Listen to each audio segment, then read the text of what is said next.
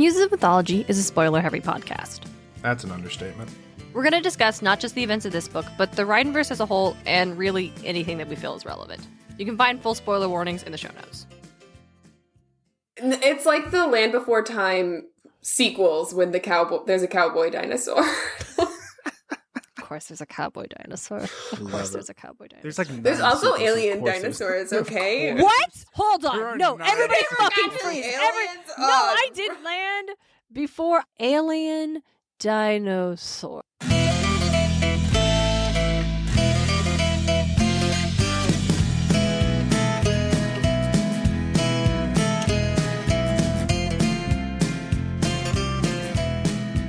Welcome to Muses of Mythology, a podcast where we explore how ancient myths become part of modern pop culture through the lens of Rick Riordan's Percy Jackson and the Olympian series. This is Story 74, Pandora. I'm your co-host and podcasting muse, Darien Smartt. Joining me is my co-host and brother, DJ. How's everybody doing today? I am the muse of storage. Wherever you need it, I got it. Are you the muse of creating space for storage or putting things into storage? Just storage. Whatever you need it for, it's there. Whether it be computer or closet or like $100 a month, I got it. You want it. I think there's a garden shed that we should take a look at. So let's muse around there for a moment. All right. Darren, I found something. Oh, yeah? What'd you find? I found a review. There's a review? There's a review. Oh my gosh, tell me about it. It's a 5-star review from Caller of Storms. Yay, what a good name. They've uploaded it on Apple Podcast, which we appreciate. Mm-hmm. And it's 5 stars. Awesome conversational mythology. Delightful conversations about Greek mythology from a pair of fantastic hosts. Though the focus is still on Rick Riordan's series, the hosts do a great job of branching out into modern aspects of the myth and the gods. If you're a fan of Greek mythology, I recommend giving them a listen. Thank you so much, Caller of Storms. Thank you so much. We're fantastic. That's going to get me through the whole week. I know, right? It's great. We appreciate you so much for leaving a review. And hey, if any else wants to leave a review, we'll read it right here in the garden. Yeah. I love seeing reviews. I love reading reviews. Awesome. DJ. Yeah. Since we're here in the garden, I have to tell you something. I'm so sorry. Well, yeah. I bet you are, actually. What? Wait, what? What do you think I'm sorry for? It's a little late, Darien. Oh, okay. You know what I'm sorry for. Yeah, I know what you're sorry for. Listen, this first of the month snuck up on me a little bit, and just a touch. You were already November asleep. Snuck up on us, just in general. Yes, it did. And you were already asleep when I came home the night we would have recorded this. But it is a month that is different than the last time we donated, which means it's time for our monthly Patreon donation. Every month we donate $1 for every supporter we have over on Patreon to an organization working to create a net positive in the world. Nice. Who are we donating to this month? This month we are donating to the Red Nation. This is an organization we have donated to in the past, usually through the Winter Solstice podcast, PGO podcaster events. But given it is the month of November, Indigenous Peoples Month, it feels very timely. The Red Nation is dedicated to the liberation of Native peoples from capitalism and colonialism. They center Native political agendas and struggles through direct action, advocacy, mobilization, and education. I bet they do great work. Yeah, they really do. So we currently have 9 supporters over on Patreon. So we are going to donate an additional $11, bringing our total to a clean 20. Thank you guys so much for donating to our Patreon so we can make this possible. Yeah, much appreciated. Since we're talking about the Patreon, just one more thing real quick. True. We do have another note. Just one more note. Want to just real quick thank the new patrons we have on the free tier that Patreon just launched that I will admit did not know had happened. Somehow had missed that. Didn't even realize. We're seeing like 12 patrons, but only seeing like 9 giving us money. It was weird. Yeah, we're like, hold on. Wait. Do we have a bunch who like decline? No. What we have is like 3 new people who want to know more about the things we do. So like, thank you all so much for that. We appreciate it. You currently don't have anything, I think, but I will be unlocking going forward the extras and blooper tracks that come with almost every episode, provided there was anything interesting that I had to cut. Absolutely. And on top of that, we're going to be going ahead and giving every single one in the free tier 10% off our merch shop. Yes, we have merch. We're It's gonna. going to be wonderful. We'll email you on Patreon. We'll send you on Patreon the merch code for that. DJ, anyone in the supporter tiers? Now, if you give us money, you'll be getting an extra 10%, tacking that up to 20% off your order of our merch. So you could give us So you more can give us money. more money. But now is the time. Tis the season for. Tis the season. Also, we have keychains. We have keychains. No, they're awesome. I love our They're keychains. amazing. They're truly I put it wonderful. on my keychain. It's really pretty. It's super light, so it's not like cumbersome. It has held up really nice. The new stickers are cool. Like, yeah, if you are someone who found us through a friend that likes the show, get them a thing, because nothing says friendship like a shared fandom experience. Or you should get a sticker and then put it in your own holiday stocking if that's something you do. Give yourself a gift. And remember to save 20% off your order by donating $5 to us every month. Stop it. But you don't just get a 20% code. No, you get other all things. the wonderful bonus episodes that we put up, and you get access to Muses. It's coming up again, guys. You get last year's and this year's Muses.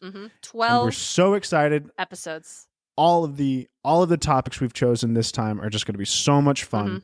And I'm excited for you guys to hear it. Yeah, I'm really excited. We have to start recording those. It is December. It is November now. Yeah. When did that happen? We made the list It's going to in be great. August. It's going to be wonderful. I know, right? Hey, but I'm going through one of them right now. Oh, yeah? How's it going? No. Save it. Tell me about it later. We'll tell them about it in December. Yeah, absolutely. Thank you all so much for supporting the show, for listening. Let's get back to it. DJ, today we are joined by a fabulous returning guest. We love her so much. That we do. She is an embroidery extraordinaire and the co-host of the Monstrous Woman podcast. It's Quinn! Hello! I'm so excited to be back. Yes, welcome back, Quinn. It's been so long. Like, I honestly can't even... Like, I know I've been here. I can't remember what we talked about, but I've been here before. I can tell you. Let me just check the actual episodes on the podcatcher. Well, Quinn, you joined us for our Ariadne episode, which, oh my gosh, did come out a year ago. Yeah. So it has been about a year since we had you on. Welcome back. Thank you. I missed being here. So today we are talking about Pandora. So Quinn, tell us, why did you want to be a part of this episode? What's your vibes with Pandora? I think it was the first music service that I actually listened to, like online streaming music service. Oh, yeah, okay. But so strangely, that's like always the first thing that pops in my mind whenever I hear Pandora. But honestly, I feel like it's just a great myth. It's sort of, it comes up a lot, unfortunately, in, I think, everyday life, of just sort of like curiosity. I don't know. I feel like there's a lot of interesting things to talk about with the whole story of, woman is like curious and destroys world, and then is like, then an entire gender is then blamed for that. Vilified? For eternity. So I think it's very interesting and a lot to talk about. So I'm excited to be here. Absolutely. Yeah. No, it's definitely an archetype, you could say. It's a trope, if you will. Yes. Let's get started then. DJ, what's the deal with Pandora in the Percy Jackson books? Well, we don't actually see Pandora. We see Pandora's Pithis, which is like a jar, and it's got hope in it. And it's given to Percy by Prometheus, saying, "Hey, open it up whenever you want, and I'll be there, and I'll know that you have given up hope, and you want to surrender." Percy doesn't like this burden. Nope. And he realizes that hope is where home and hearth is, so he gives it to Hestia. And Hestia is very proud of that.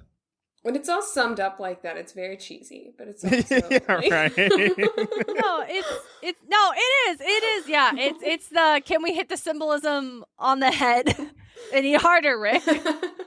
We absolutely can. Let's do it again. I would almost love to get a little tattoo of Calcifer from Howl's Moving Castle, and it said, like, hope burns brightest at the hearth. Like, that would be super charming, actually. But so Prometheus is the one that brings it up and is literally like, yeah, this will be your white flag when you surrender. But it does show up before he Percy gives it to Hestia, wherein he discovers his folks are like unconscious in a car right next to the Empire State Building. And it is like the most, like, Annabeth has been injured. There's his mother, and Paul just... all hope is lost. Yeah, it is the closest he does to giving, Percy is to giving up hope. And he finds that in the car, there is the Pythos. Yeah. And he's like, I definitely didn't leave that there. So I like that symbolism too of just this really is the lowest emotional point for Percy. Seeing his mom so helpless and he can do nothing for her. Mm-hmm. And then Rachel almost opens it. Yeah. When they're up in Olympus, she's holding on to it and gets like kind of dreamy. And he's like, nope, give it back. I like how it's like depicted as being like tempting.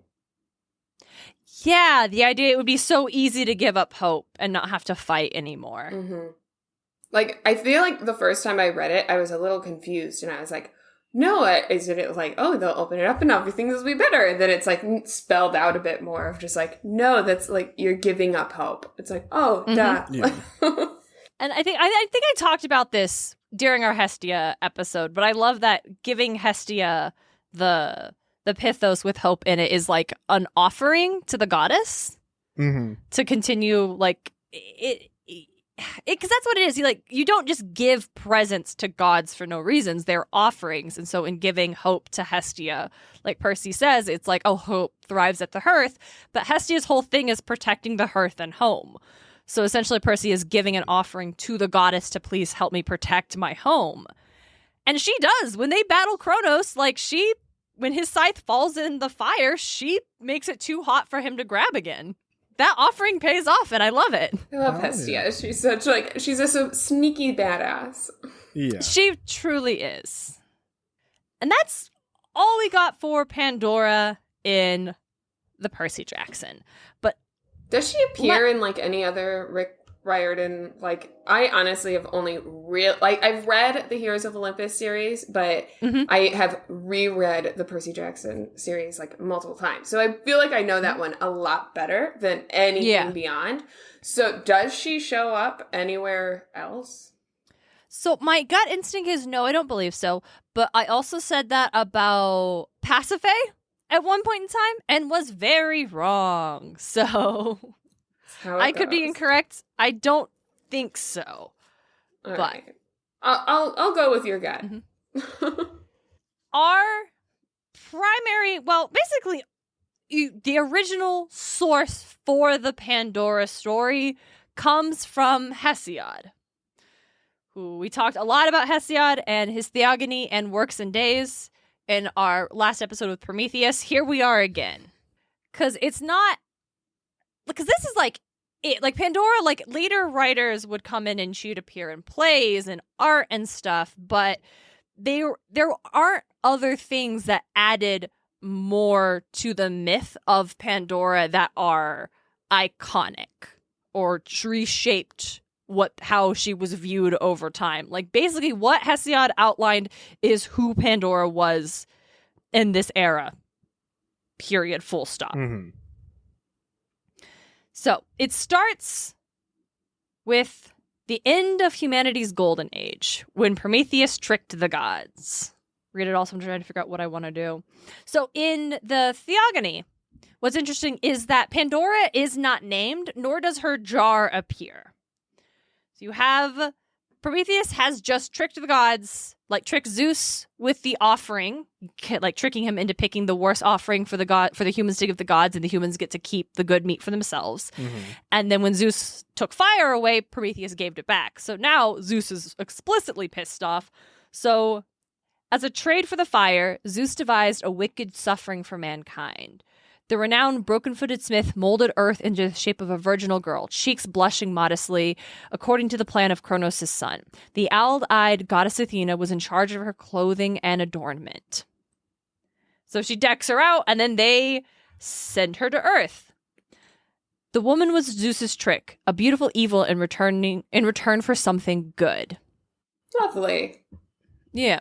The species of female women originated with her, and she was the start of a whole destructive race, this terrible plague for mankind. They squat within the homes of mortal men, unbearable in poverty, barely tolerable in plenty. Just like bees within their domed homes work to feed the drones, where they go, hard work follows. So Hesiod definitely liked women. That's basically the conclusion we're going. Yeah, let's jump to the end there. Yeah, Hesiod definitely didn't have a problem with women. Yeah. He even outlines, listen, option 1, let's say someone manages to avoid marriage, women, and all those anxieties. Disaster then comes in old age, since he chose not to marry. Who takes care of him at his life end? And even if his needs are met in life, well then, after death, there are no children to carry on his legacy. His hard work profits only distant relatives. Option 2, let's say someone chooses the fate of marriage. Either he manages to find a wife he can trust, their hearts perfectly matched, but still lives in fear that this comfort will one day give way to suffering. Or he marries an abusive type, a troublemaker, that source of chest-clutching anxiety for the rest of his life.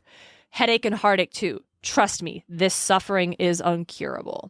The moral, you cannot deceive or outwit the mind of Zeus. Oh my, it feels like it could have been written yesterday. Right? Like you need some alpha. Just based in red pilled, dude. Like, come on. Yeah, that's exactly. Thank you, DJ. You ended up on the bad side of TikTok. It hurts. It hurts that it's been thought and spoken for so many years and so blatantly. So blatantly, like no beating. It is explicitly. Maybe you find a nice lady, but you'll always live in fear that she'll turn out to be a bitch. And if you don't have children, you'll die alone. Like, and all your money will profit someone else. So somebody you don't care women about. are only suffering. Oh my god. Mm-hmm.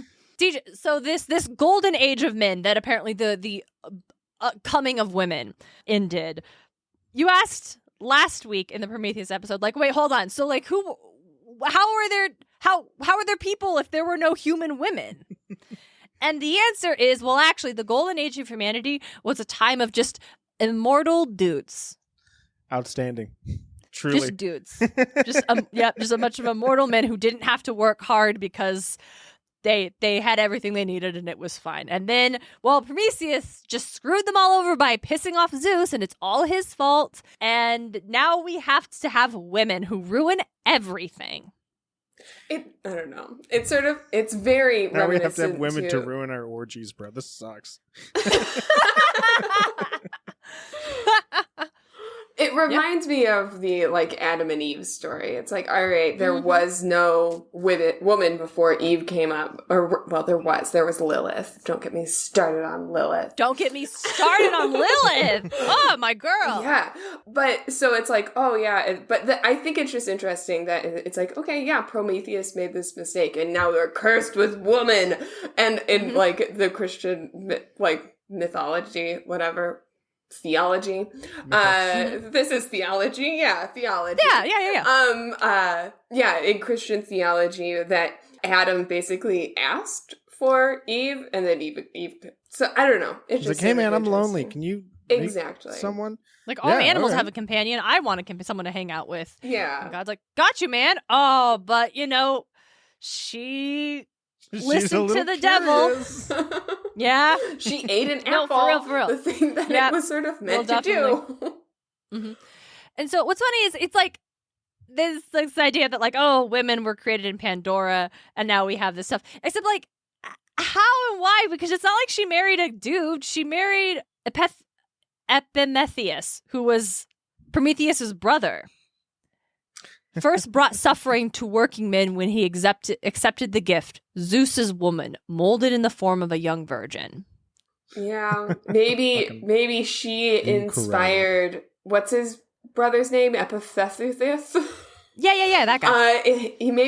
She inspired him to mold more figures after. Does he have the same power of, like, making clay people? No. Okay. Never mind. No, that's not really what he does. And it's funny. It's like this frame, like, oh, Prometheus made a mistake and we were all punished. But, like, when you look at what the mistake was, it was like, one, making sure humans got to keep the nourishment of the animals that they killed. And 2, making sure they had like culture and knowledge and creativity and things. Yeah, We covered this in Prometheus episode. This is all about Pandora. You gotta like Prometheus. Nothing's wrong with him, including Pandora. Yeah, it's not his fault. He even warns his brother, don't accept any gifts from Zeus. And his brother's like, but she's so pretty. But she's hot, bro. Look at her. Look at her, bro, Yeah, please. But she's so young and virginal. I've never even seen a woman before. But I know a virgin when I see it. Here's the thing. It's often, like, she is cited as, or Pandora is the first woman. And I am reading through that was from the Theogony, and what we'll read next is from the Works and Days, where we actually, like, get her name, and then this dreaded Pythos is present. Like, this is where we get the full extent of the Pandora story. Mm-hmm. And it's perplexing because it doesn't seem to say she's the first. Well, okay, I guess Pandora is where the race of women all come from. So yes, she is the first. Yeah, the species of female women originated from her. But, like, what are goddesses then? They're I guess not goddesses, women, then. they're goddesses, yeah. The women is human. Yeah. Like Yeah, that's a good point. So she isn't given a name, and she doesn't arrive on Earth with her famous jar in the Theogony. But, you know, in this piece, Hesiod is just like, women are suffering. Like, not women are suffering. But women are suffering. They with a capital S. Yes, they are suffering. He doesn't care about how women feel about anything. It's so funny. Yeah. In Works and Days, he elaborates, at least by giving her a name, which I guess thank you, but also just really double tripling down on that. Not only is being with a woman suffering, but they're actually responsible for all the suffering you deal with no matter what. Yeah. Death, disease, that's all her fault. Mm-hmm. Yeah. Yes, it absolutely is. Go back to the gym, bro. Keep lifting it out. It's all her fault. Mm-hmm. So in Works and Days, we still have Hephaestus, you know, making Pandora. We have Athena, like, you know, giving her all of the adornments. And then she teaches her to craft and weave careful art upon the loom. To gold-adorned Aphrodite, anoint her with allure, body-devouring longing, and powerful need. To Hermes, watchdog slayer and guide, he commanded, install a bitch's mind in a criminal's heart. And they all obeyed the commands of Kronos' son, King Zeus. And the renowned broken-foot god swiftly molded from earth the shape of a virginal girl, cheeks blushing with modesty, according to this, just reiterating that they do as they were told. Yeah.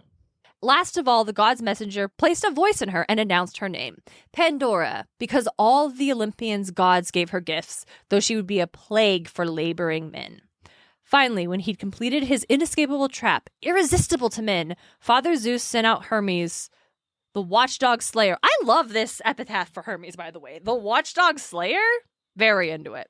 To Epimethus, the swift messenger god brought the gift. Yeah, so he brings Pandora to Prometheus' brother, who forgets the warning Prometheus gave him. Before you go that far, I like scanning through this, and I need to highlight this one line. It's Please. To Hermes, watchdog slayer and guide, he commanded, install a bitch's mind and a criminal's heart. Like, did you say that? I might have just like spaced out because I was reading it. Like, no, I was like, I did pause and I'm like, no comment on that. Move forward, it's fine. Yeah. Yeah, it was because I was reading it and going, oh my god, is she going to say that? And I did. And when the story goes through and they like really detail what the gods are giving her and doing for her, it says, but in her breast, Hermes the guide, watchdog slayer, installed a tricky lying tongue and a criminal's heart. That's so regardless wild. But yeah, I don't know. All of finely the gifts. tuned to just cloud men's judgment and just they only see the body. Yes, that's exactly the idea. So only after Epimethus accepted the gift, after he held suffering in his arms, did he understand.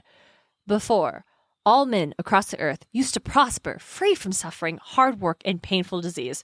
For men, these are death bringers because those who weather these evils become old before their time. Then, the woman removed the heavy jar with her hands and, driven by her own thoughts, unleashed sorrows for men, death bringers. Hope alone remained in its unbreakable home, caught underneath the lip of the jar. Its escape was only a short flight away, but, just in time, she slammed the lid down. All according to the plan of aegis-bearing, cloud-gathering Zeus. Now, 10,000 or more sorrows roam free among all mankind. Suffering is inescapable on land and sea. Worse, disease stalk human beings day and night, spreading everywhere out of control. For men, they bring wails of grief, silent since their divine voice was removed by the cunningly wise Zeus. The moral. In the end, there is no way to evade the mind of Zeus. So we're like really blaming Pandora and all of women for literally every bad thing, but also just saying, but you just can't get away from Zeus. What he wants is what's going to happen. You just got to accept it, but fuck women. It's so... It really is. Like, even just like men experience this grief, not like humans, not like mankind or anything like that. Yeah. Just men. It's, like women this are only sounds like this shit came up from, oh man, I just got my heart broken by a woman. They're all dog shit. Fuck them. They all have the brains of bitches and the hearts of criminals. No, for real. And it does really underline that, like, oh, this is old. This has been going on forever. And the fact that it obvious, and it's like, yes, we could say like, oh, well, this was just the society. This was the culture of the time. Like, it's very patriarchal. Women didn't have rights. Yeah, okay, fine. Women were viewed as property. But it feels very intense to also say, but my property is the reason I suffer. Yeah. And it feels like it goes above. And it also, I feel like I have to like really like acknowledge and reflect on the fact that we rely on Hesiod's theogony and so much. Like, this is the source of where a lot of the stories we talk about are really built on. And it feels almost irresponsible to discuss that without also like outwardly acknowledging and really reflecting on the fact that every story has this threaded into it. This absolute deep hatred and resentment of women, of the feminine. And it's like when you study philosophy and they talk about all the like advanced thoughts of Aristotle and then like just leave out the fact that he also explicitly hated women. Yep. Like, these things need to be addressed because you have to acknowledge that these ideas of like heroism and valor or equality in men and thought like, but that doesn't count to women. They are nothing, and actually we hate them aggressively. And then the violence that comes from that mindset of that, not just the culture of my property, but the thought of you are the reason bad things happen to me. And that's terrifying. Super rough. It really is. It just like, it's like, I don't even know. If you even strip that away from this story, what do you have? It disappears. Like, it doesn't be, it's not a thing. If you disappear, if you strip away Hesiod's clear hatred of women, this does not become a story. This does not become a myth. Yes, exactly. And this next part, I'll super acknowledge, is like really conjecture, mostly theoretical, not a lot to go off of. But like I said, this version of Pandora is some of the oldest stuff we have. But while I was reading the poem and how they say like, oh, Pandora, her name is Pandora because it means all gifts. Pan meaning all. But something we've talked about is how Pan meaning all is like a folk etymology of the ancient time, because the god Pan, his name doesn't necessarily come from does not mean all, actually. It's believed to, like, Rick Riordan says it means rustic, but it could also mean kitchen utensils. It could mean like rustic. TJ. Rustic. It's like the Indo-European etymology, actually digging to that, could mean rustic, pasture, or companion. So you get the idea that, like, wait, so Pandora, if you have this name, it might not actually mean all gifts. It may mean something else, which is also interesting when you consider the fact that there was a earth goddess called Pandora in the early Greek pantheon. We don't have much about. That was something when I was researching, one website noted there was an unrelated earth goddess of the early pantheon. And in this same piece, mentioned how in artwork, like sometimes Pandora is depicted as emerging from the ground. And this website said that symbolizes her origin from clay. And to me, it sounded a little bit more like, wouldn't that symbolize an earth goddess? Yeah. A giving earth goddess, almost? And so, digging in more, I found some scholars believe that this Pandora of Hesiod is almost, I would say, like a corrupted version of an earth goddess Pandora. That's wild and honestly, like, not surprising. I could easily see that happening. Mm-hmm. It's like, all right, there's two versions of, I don't know. Yeah, and that's also like Black Widow right now, and that's not a good example. No, but yeah, I mean, that could be. It could just be a totally unrelated earth goddess. But M.L. West wrote on this topic, and he noted that there is likely it's a pre-Hesiodic myth. And in the Catalog of Women, which is an ancient thing, which preserved an older tradition, mentions Pandora. She's married to Prometheus then, and her jar may have contained good things for humanity. You have this earth goddess who gave humanity so many good things, married to Prometheus, who gave humanity so many good things and helped them from a god, Zeus, who we've noted wanted to destroy all of humanity. It just like leads back to Zeus being just such a wonderful person. It just sucks. Yeah. It's classic. So it concludes that basically the idea is that like it might be an amalgam of a lot of earlier myths that Hesiod is pulling together with a very specific feeling about women in mind. There's another name for Pandora was Anisidora, which means she who sends up gifts. And it is like written above her in a Greek painting, but Anisidora was often a very common epithet applied to Gaia or Demeter. It's so hard to say anything for sure at that time. No, for real. Like, we don't... we're all playing conjecture, but I just thought this one was really interesting because it's the idea that Hesiod reversed the meaning of an earth goddess called Pandora. Mm-hmm. And vase and literary texts give evidence of a Pandora who was a Mother Earth figure worshipped by the Greeks. This, like, really is, like, I don't know. I remember something, I want to say, like, Mesopotamia or something like that. Like, like basically, like, how Greek myth evolved into Roman myth. Something similar happened with Mesopotamian myths to Greek myths. It's been, like, literally years since I've actually, like, dug into that. But I feel like there were more... or it is believed that there were more goddesses among those in that mythology, and that so I feel again, this is all like me half remembering a like 1 hour lecture from 2 years ago minimum. But I feel like something about like a number of different like sort of women, female gods basically evolved into much weaker forms of themselves in later theologies. But I have nothing to base on that on, but it really feels like something that is definitely possible. And especially since reading how much Hesiod just clearly hated women, it just seems like something that someone with those sort of feelings in them might just take upon themselves to do.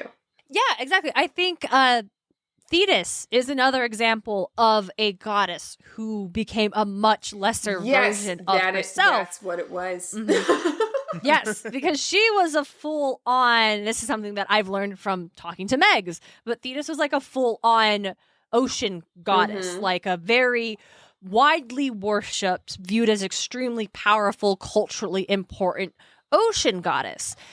And to undermine her authority and her cults, you suddenly had stories that just made her less and less and less. And then all of a sudden, she's just Achilles' mother. Yeah.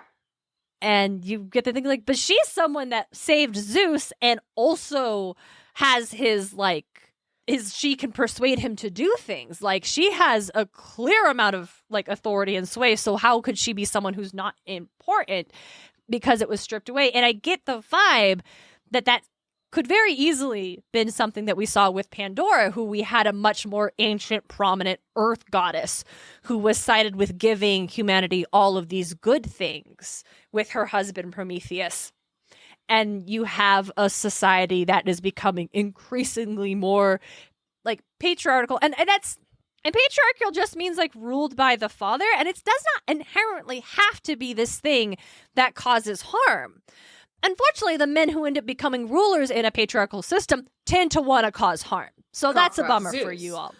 Cough, cough, cough, Zeus. Exactly. So all of a sudden, like literally we talked about earlier, like the myth is like very much wants us to blame women for suffering. Women are the problem. Women suck. Zeus made them. Yeah. Zeus did this, but we blame Pandora, not Zeus. So you have a society that first made Pandora. Then he made the box and put all the stuff in the box and had Pandora open it so that he could blame Pandora. Yeah, and it's exactly that. So you have as a society, as a culture, is becoming increasingly more resentful and hatred of women, and their role in the community is becoming lesser and lesser and more like contained. You see goddesses and their like virtue and authority becoming cut down.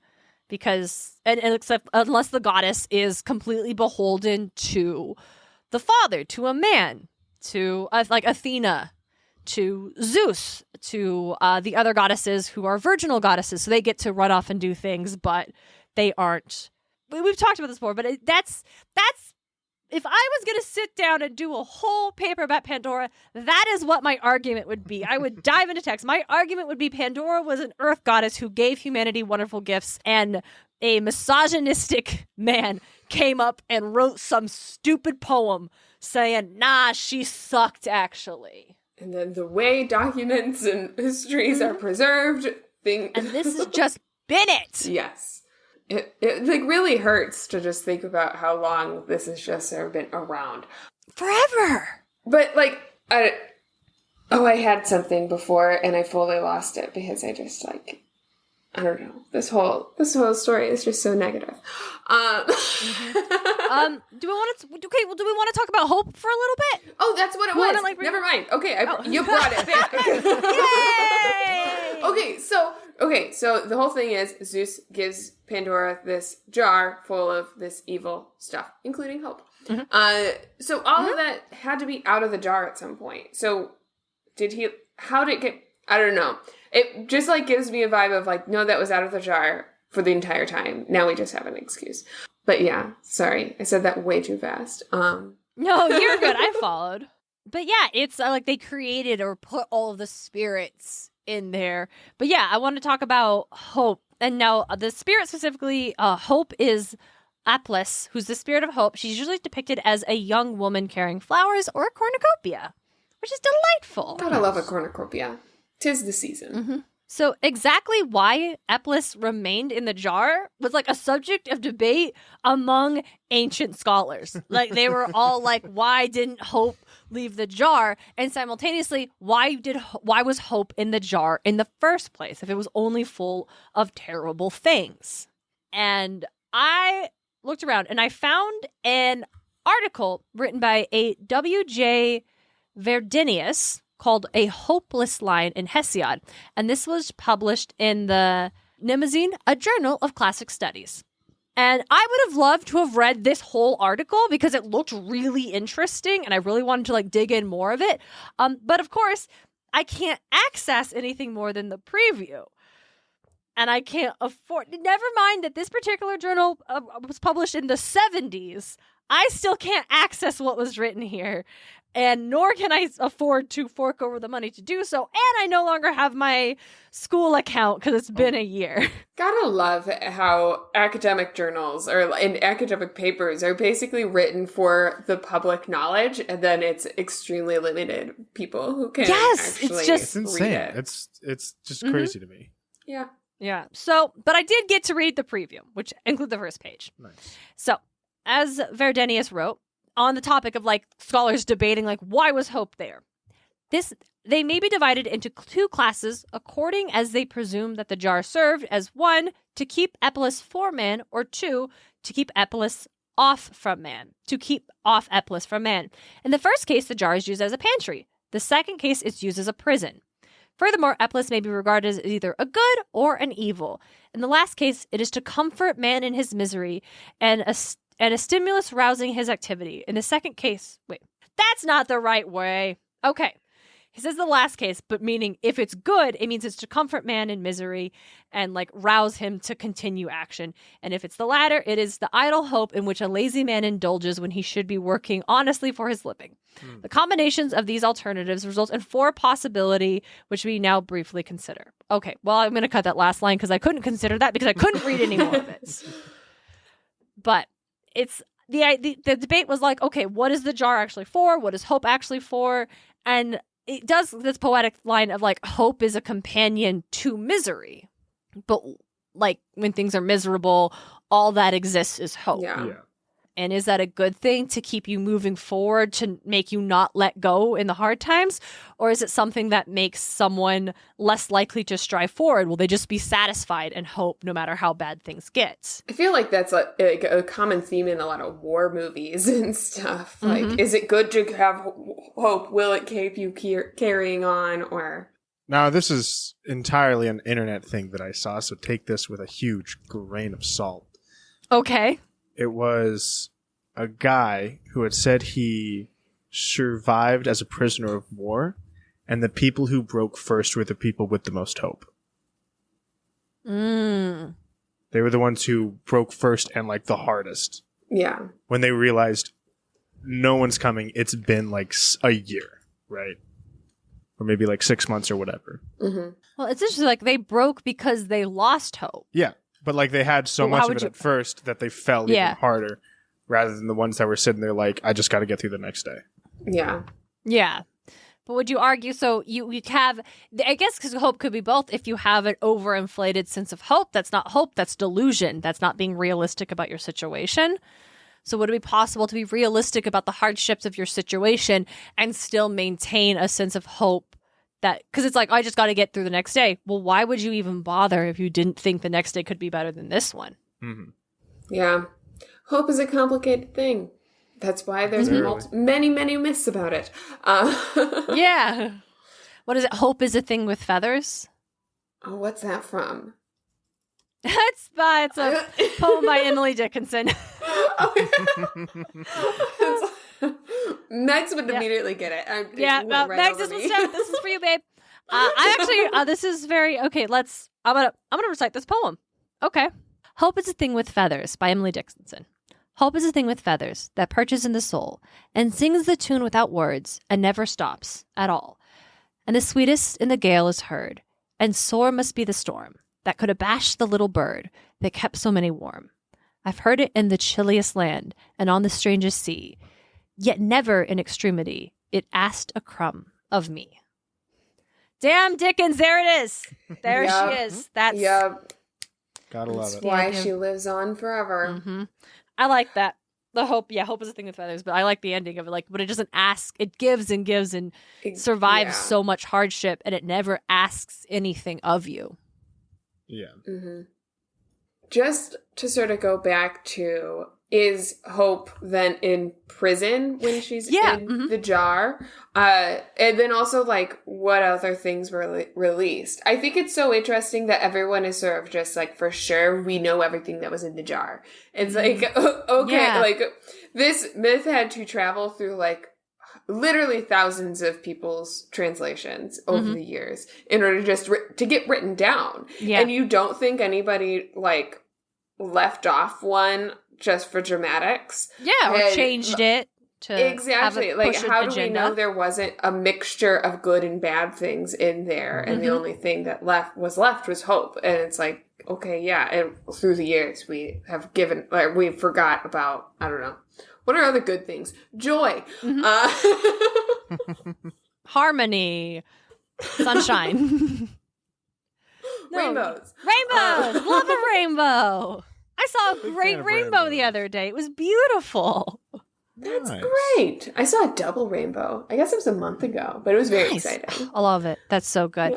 Yeah, it's interesting because the poem implies that hope was just the last to try to escape, and the only reason it didn't get out was Pandora closed the jar again.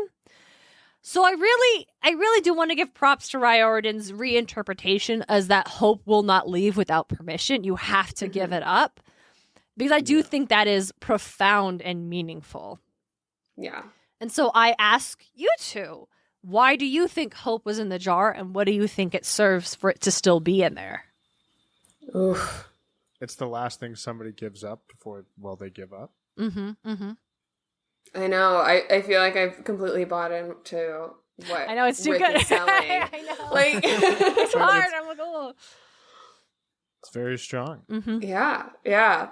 Because we do have that phrase, you give up hope. Yeah. So it does feel like something that has to be given up, and there is sort of a decision that has to be made. But it could be that Hope wanted to stay with Pandora.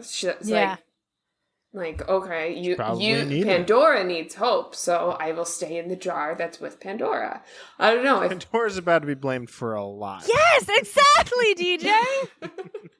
I'm thinking about it, and my brain isn't just being like, what do I think it means in interpreting the text? But I'm like, okay, well, if I was going to write this, what do I think happened? And I'm like, well, Hera's not involved. Very interesting in this first woman who's being sent to be the wife of a Titan. Yeah.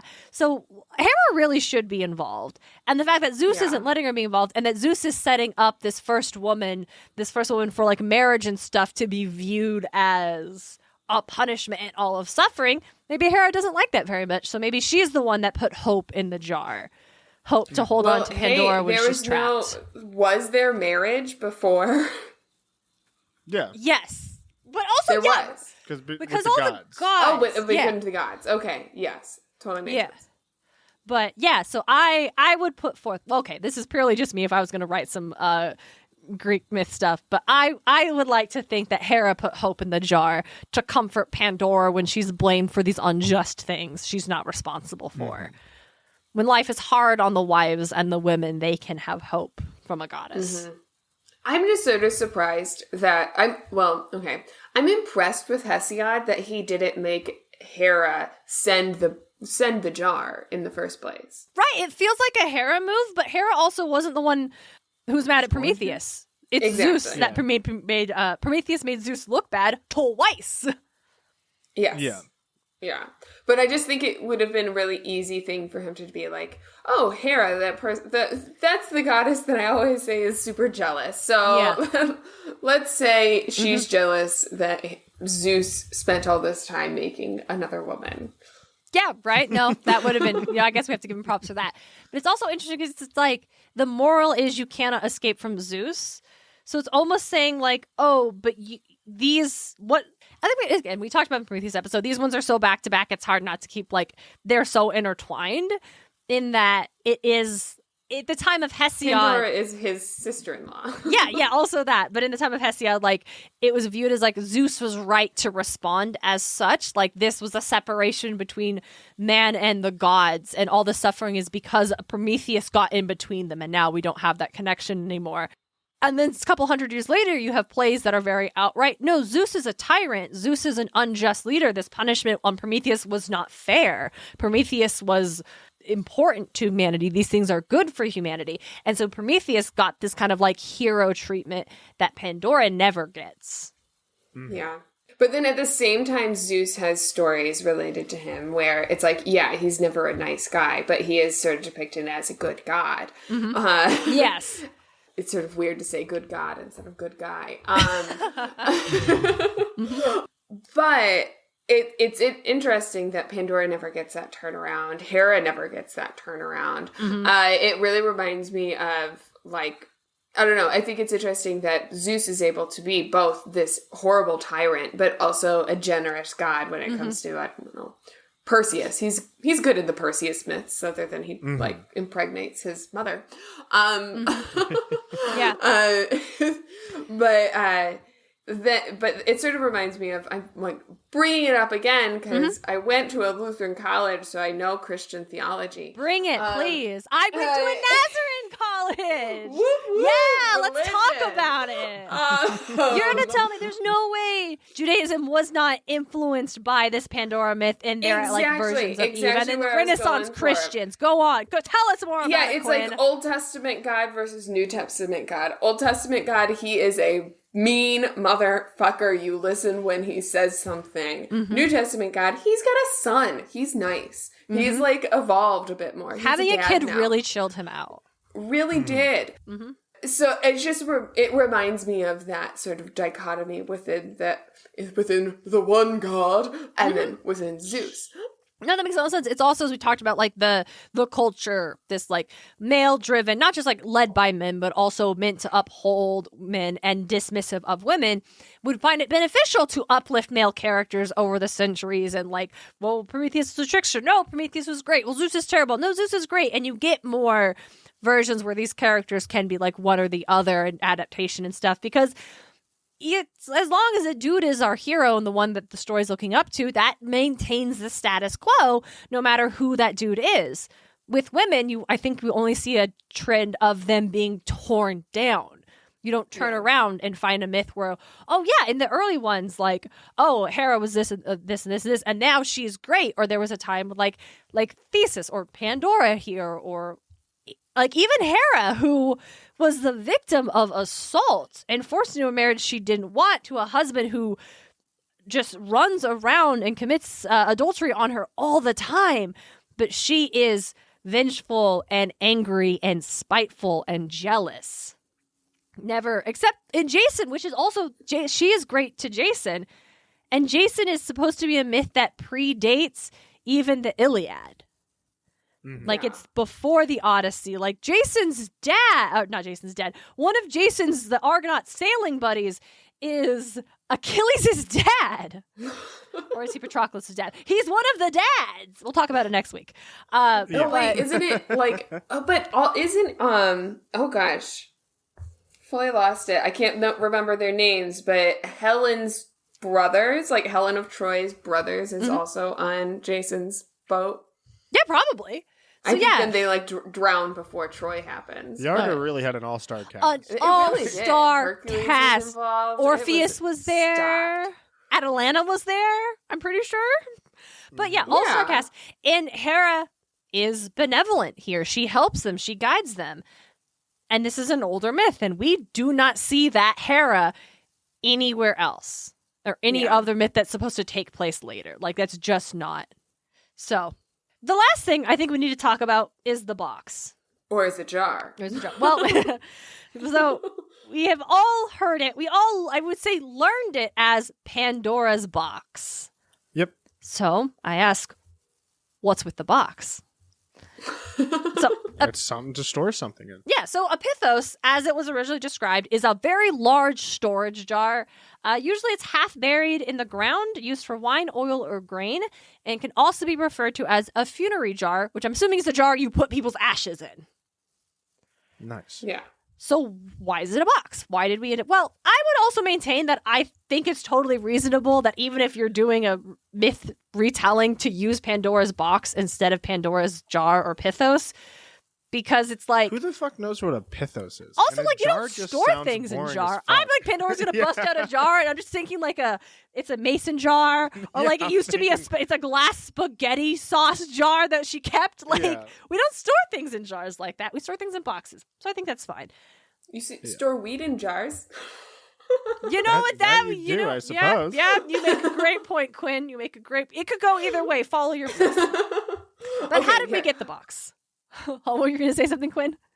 Nope. I was just trying to think of something else that's in a jar. But peaches. Moonshine. Moonshine. DJ's excellent moonshine. Pickles. Was it just like a mistranslation? I feel like it was a mistranslation. That's what I've seen. It turned into a jar. Read as like storage, like truly like something was stored in this. We don't store things in something shaped like that. We store it in something shaped like this. Mm-hmm. So exactly. So it's a mistranslation that's often attributed to the 16th century humanist Aramus of Rotterdam. Now, he translated... Sounds like a dog. It does sound... Aramis of Rotterdam would be a great dog name. Like a little... Not a super big dog, but like a medium size. A miniature Rottweiler? Yes, I was going to say a Rotterdam. Right, yeah. Okay, so... That's the dog breed. Exactly. In 1508, he translated Hesiod's Tale of Pandora into Latin for the Adagia, which is a collection of proverbs. Now, he translates, so the illustration of the Latin saying, malo excepto stuliptus sapit, sure, whatever. From experiencing trouble, a fool is made wise. So in this version of the myth, he writes to go with this proverb, it's Epimethus, whose name means afterthoughts, that opens the box. Burn. I don't even know. Yeah. Hesiod comments that his name is like he whom mistakes made wise. So in this version where he writes that he's the one that opens the box, Aramis changed the Greek pithos to the Latin prixis, meaning box, meaning box. And it's specifically a vessel it's not just like a square box, it's like a cylindrical box with a lid you can remove that was like really common throughout the classical world.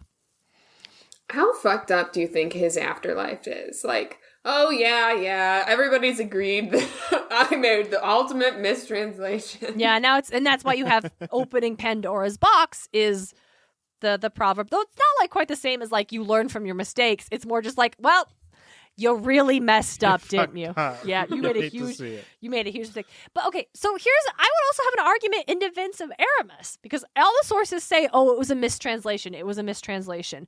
But they don't say that him saying Epiphanes opening the box was a mistranslation. He very clearly made a decision in retelling the myth that it was this guy whose name mistakes made him wise that opened the box, or that opened the jar, excuse me. So why then does it have to be a mistranslation? Why did he make a mistake? Was it not a translation decision? Did he not, as we said, we don't use a jar. I'm going to say it's a box because that makes more sense. And he's not trying to preserve the myth as is. He's changing it to go with his collection of proverbs. And honestly, I think it makes more sense if Epimetheus. Yeah, Epimetheus, that sounds so much better than what I've been saying. I don't even know anymore. I'm just like going for it. I feel like it makes much more sense for Epimetheus to open the jar box, just because it simplifies the myth. Mm-hmm. It makes it a lot easier to tell. It's not, oh yeah, some husband told his wife not to open this box that he got from his boss, and then she did this instead. And it's like, no, he got this box from his boss and was told not to open it. He opened it. It simplifies the whole story. It's not even like it's the last time it happens in a Greek story either. The fucking Odysseus' crew, when they see the bag of winds, they open it and tack on another 7 years. Yeah, the wind. It happened. Don't open this. Well, yeah, exactly, Dee. So you know what? I don't think it's a mistranslation. I think it was a translation decision. An adaptation. Like he changed it into a box, and so it's been a box ever since. He didn't make a mistake. He made a choice. I know what a pithos is, dumbass. Yeah. I understand what it is. I just didn't like it. Yeah, like, it made more sense in what I was doing. I was not trying to tell. Listen, if you want to know I also changed to open it. Like, why are you acting like I made a mistake? Look at the fucking footnotes if you want to know what it actually is. Yeah, it's not a mistranslation. It's because I think mistranslation suggests he got it wrong. I think he made a decision. Yeah. And those are all the parts on Pandora, Hope, the jar, the box, the goddess, all the gang. Do we want to talk at all about like sort of the ever ongoing curiosity killed the cats part of the story? Absolutely, Quinn. Please expound. Yeah, so I feel like that was the first time when I was taught this myth. I think this was one that was taught in like English class or something like that, where we had to read it, or at least read a version of it. And it was very much with the sort of lesson of don't be curious. And like this causes trouble if you are curious about things. If you are told to do something, you follow the instructions. Don't be curious and break the rules. And I just think that's really interesting. Lately, I've been watching a lot of The Nanny. And like literally the episode I was watching before joining this call, because it's what I'm doing with my life right now. Fabulous. It's the episode after the strike episode, so I don't know the name of it, but there's a strike episode in season 2. It's the episode after it.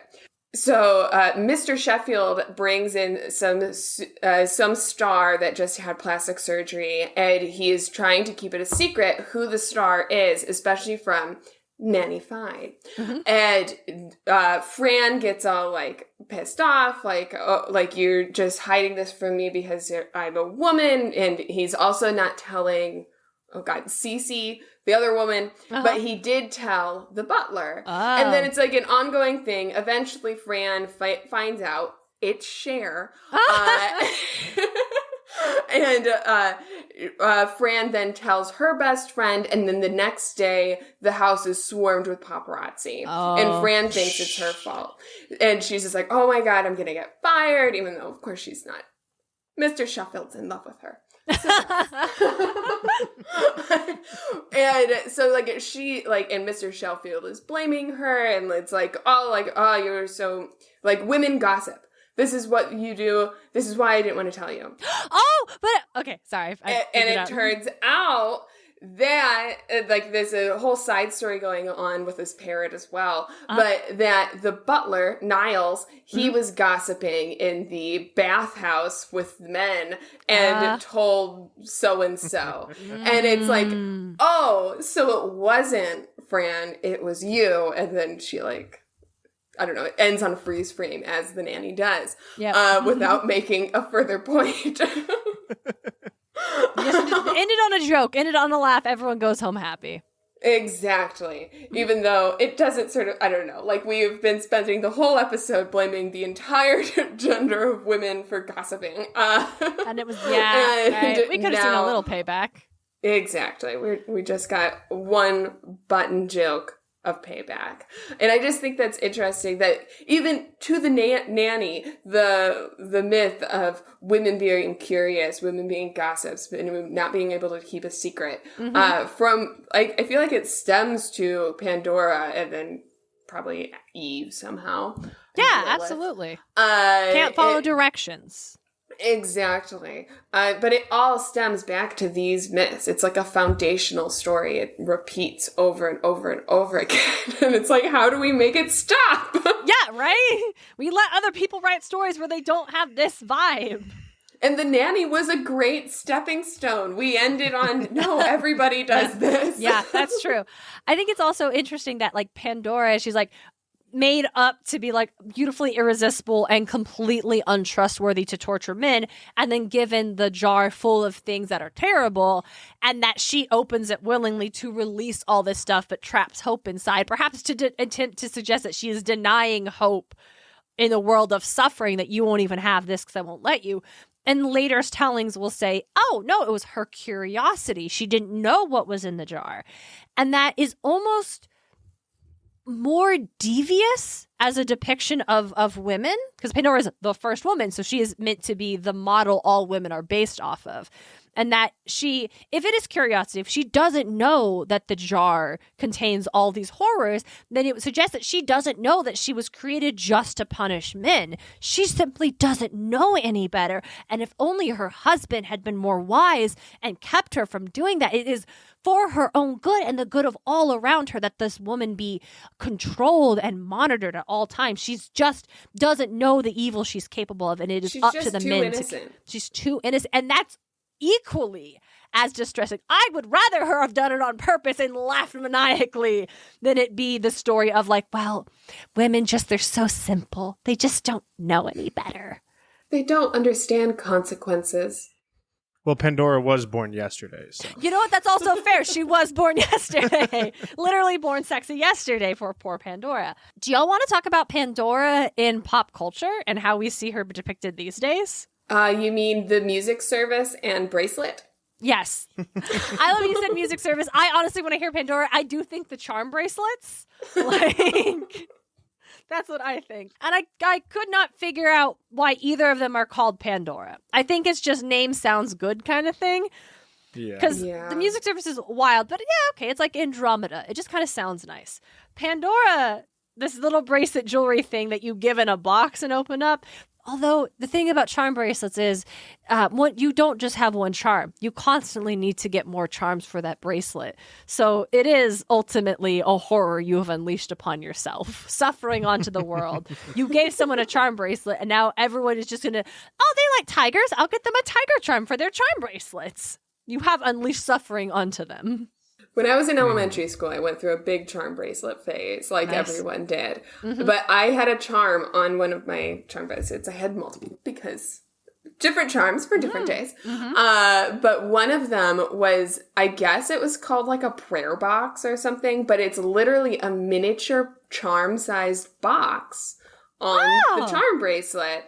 And my mom would tell me it's a wishing box. So you would open it up and put a wish in there and then close it. That's I think cute. More traditional, you're supposed to like make a little prayer to God, close it in there.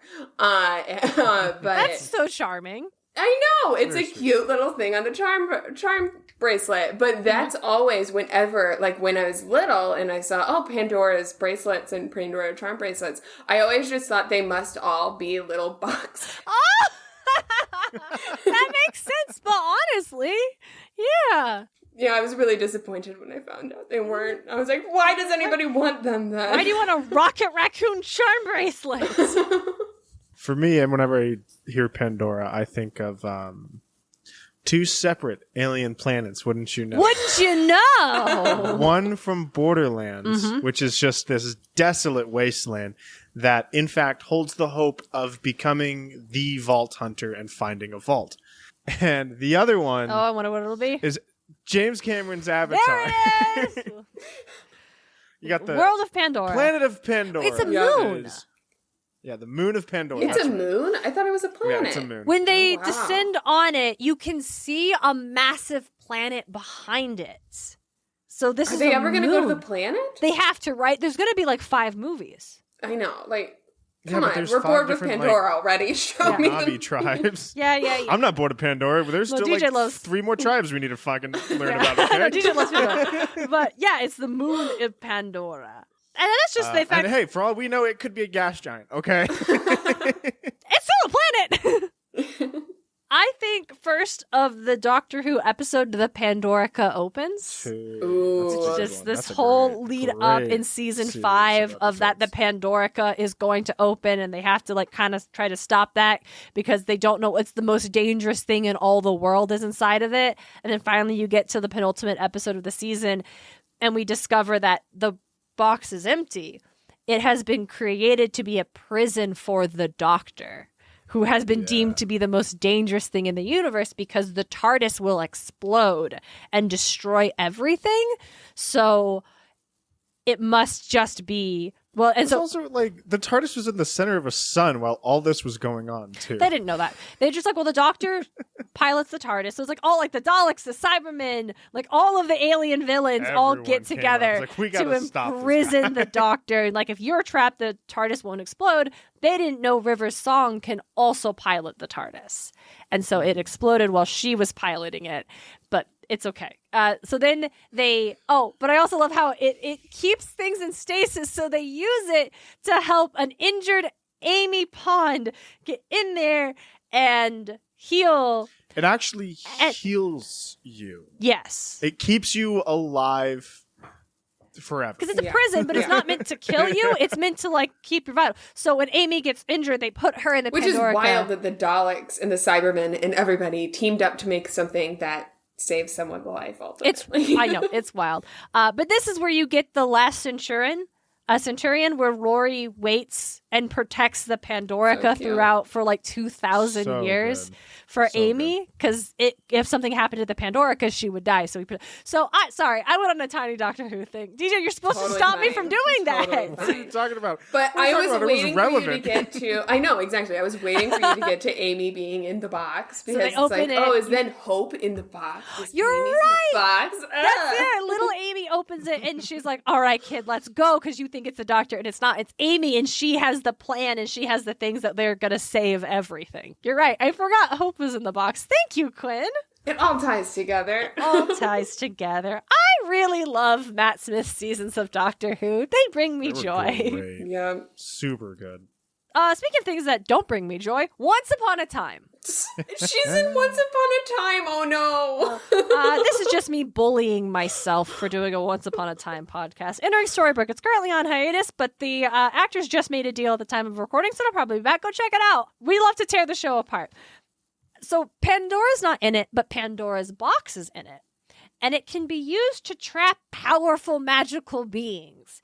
So Mr. Gold uses it. I'm sorry, Rumpelstiltskin uses it to trap Peter Pan, his father, but at the time, Peter Pan had actually body swapped with Gold's grandson, who's also the Evil Queen's adopted son, Henry. Wait, so this happened in season 3? This happened in season 3.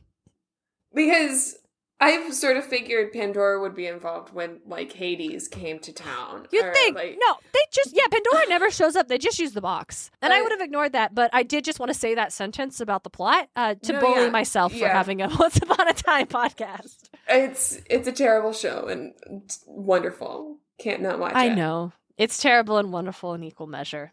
Yep. Quinn, do you have any Pandora pop culture things? I feel like you're hitting all of them because I can't think of anything. I'm sure there's like a Pandora Arthur episode, but it's not like I did my research before here and to confirm.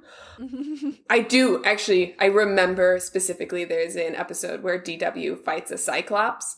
So There's the Odyssey episode, yeah. yes.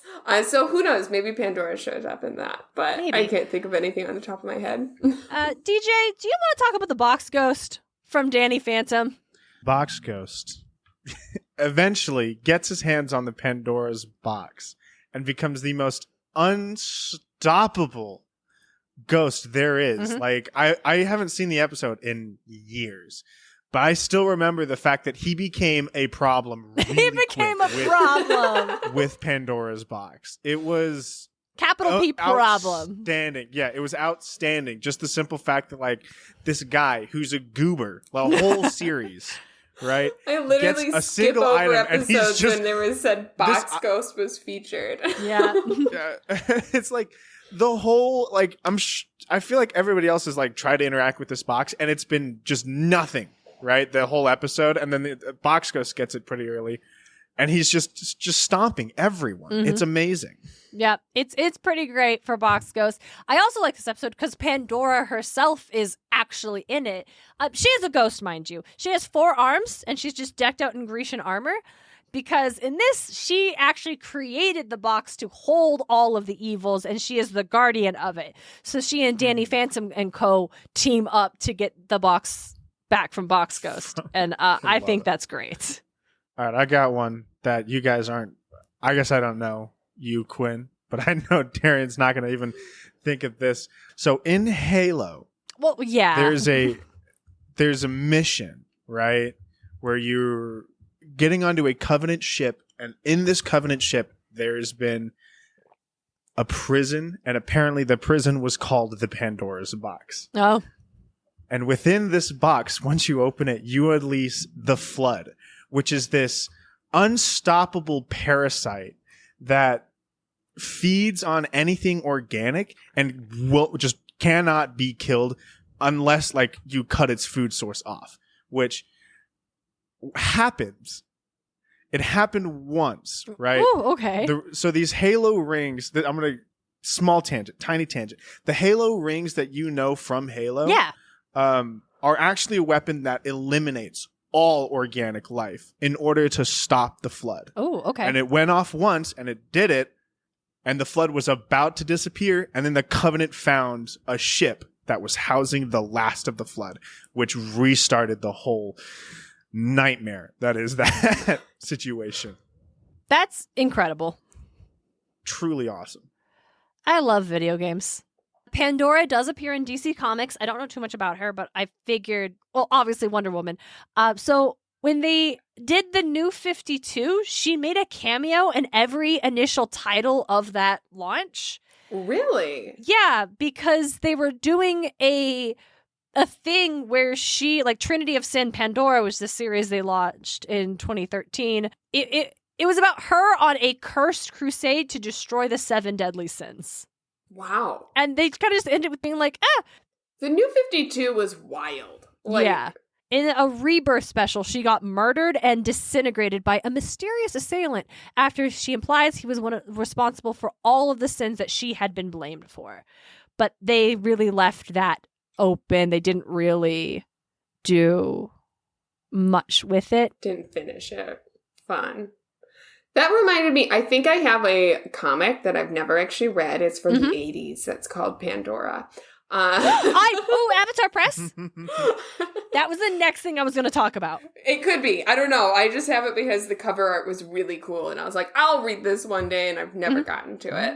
Yeah. If it's the same one, Pandora was one of the flagship comics by Avatar Press. It is about Pandora of Greek myth, who is still alive, and she has spent her existence trying to recapture or destroy all of the horrors she released. Now I really want to read that. It does sound really cool. However, if you look at the comic, of course, it's like, 80s comic with a female character. Yeah, she's very busty. Yeah, her outfit's like whatever. But I was like, that's the part for the chorus I can't get.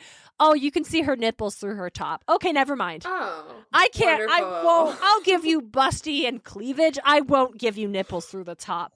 Avatar Press. But the premise beats ass, so I'll take more of that. And the DC Comics thing, the sins are part of her, but in this, and they destroy the multiverse every time. In this time, though, hope is also a part of her, and that's how she beats it. So, very interesting. Yeah, now I need to dig that comic out and actually read it. Yeah, let us know. I hovered over it like a week ago, too. Oh my gosh, yeah, check it out. Let us know if it's worthwhile. Yeah, definitely.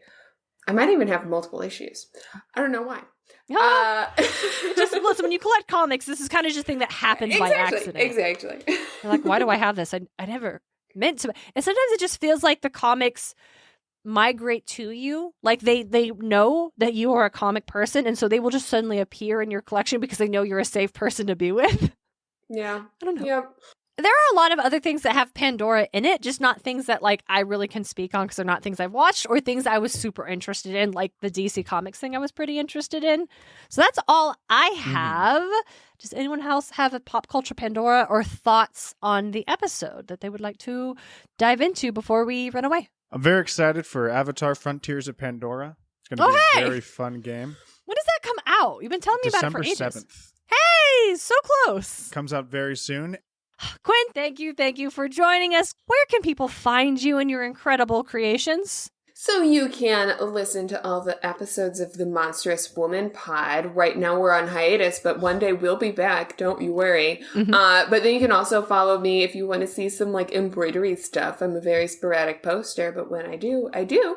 Yeah. But you can follow me at On Quins and Needles. Wow. Yeah, there you did it. There's someone else who's at Quins and Needles, and it's someone whose last name is Quinn, and I'm like, you're not a real Quinn. You're not all. Yeah. Quinn's, embroidery stuff is amazing. Absolutely go check it out. You'll probably be done with this hoop by the time this episode comes out. Currently working on a really cool alien girl. Yes. So speaking hopefully, of aliens, I'm working on her face right now, and I've changed her hair color like 4 times. So go follow Quinn on Insta. You'll be able to see that. And if it's not up yet, it just means that this episode came out before Quinn was finished totally. Yeah. Got a cool Miss Marvel hoop that I'm in love with. Also did an amazing voidfish from the Adventure Zone that glows in the dark. Hoop for me lives in my room. So so speaking of, if you want something commissioned, I don't know. Yeah. Me. For real. Definitely it's so a possibility. Cool. If you want something that's on the feed, it's in my room. It's cool. Yeah, go commission Quinn. It's beautiful stuff, and it's just so one of a kind. It makes me so happy. But yes, obviously links to all that will be in the show notes. What else do we need to do, DJ? Well, we don't need to do anything. what you need to do, dear listener, is go to patreon.com/Muses of Mythology, where we have a bunch of beautiful, amazing content for each and every single one of you. Starting at just $1 a month, you get bloopers. At $5, you get bonus episodes every other week. At $10, you get access to it all, the whole shebang. You get the remyth, you get the bonus episodes, you get the bloopers, and you better believe you get Muse Myths, baby. 12 days of Muse Myths. We did it last year. We're doing it again this year. We're so excited for you guys to hear it. I'm so excited to do it once more. To clarify, Muse Myths is not just for $10 tier. Every patron gets a Muse Myth. Everybody gets. I was gonna say I can't live without my Muse Myths. The 12 it's actually only available for $300 a month. I'll pay it. For that much, you can fly to here, and you will let you sit in the room while we record an episode. You will be able to give a take on one sentence that we say. That's how much choose wisely. Choose wisely. Choose wisely. Thank you all so much for listening. We will be back in your ears next week to talk about Achilles and Patroclus with another very special guest. Ooh. And until next time, don't be like Zeus. Don't be like Zeus. Never. Muses of Mythology is created and hosted by Darien and DJ Smartt. It's edited by Darien Smartt. The show is produced by Darien and DJ Smartt, as well as Tim O'Connor, The Crystal Conman, Nicholas Miller. Our music is Athens Festival by Martin Hain, and our cover art is by Audrey Miller. You can find her on Instagram at bombshellnutshellart. Want more Muses of Mythology? Support the show on Patreon. Just $1 gets you exclusive bonus content. Get more at patreon.com/Muses of Mythology. You can also support the show by leaving a review at lovethepodcast.com/Muses of Mythology, or tell a friend why you love the show. Don't forget to check out all of our episodes and episode transcripts at musesofmythology.com. Thanks for listening.